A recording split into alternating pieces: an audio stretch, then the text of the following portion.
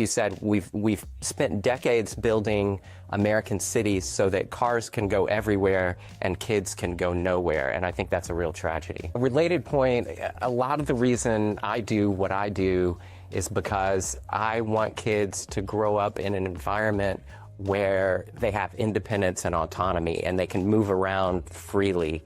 And in most American cities, they just don't have that. They grow up largely being shuttled around in the back of a car like invalids. And so I want my daughter and her friends to be able, when they're 12 or 14, to be able to go to their friends' houses freely and not have to depend on a ride from someone. Zoning also directly impacts the amount of diversity and equality we have in our community. And if we want to create a monoverse, one way we can do that subtly, without appearing racist, without appearing like there's something structurally against some sort of type of people, you can do it through zoning laws.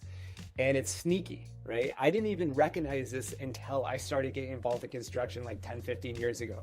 And it happens because you can take a part of town that you decide, okay, this is going to be a fancy part of town, and you regulate it so that you limit density.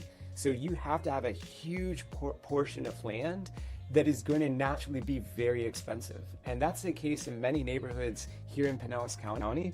You have to have a giant lot. And because we're surrounded by water, it means that land is very scarce.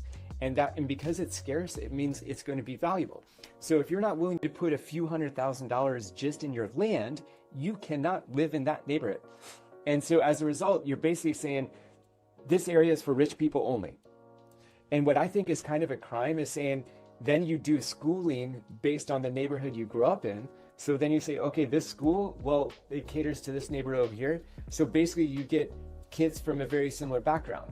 That's not the way towards diversity. That's not the way towards equality. What we're really advocating for is additional density in certain areas so that people have the ability to live in mixed income neighborhoods, right?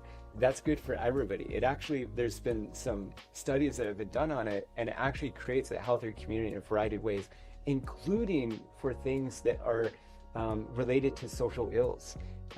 By having a different experience, a different environment, different types of neighbors, by being more inclusive, by being more together, the behavior of people in that community changes. And that's exactly what we're looking to do.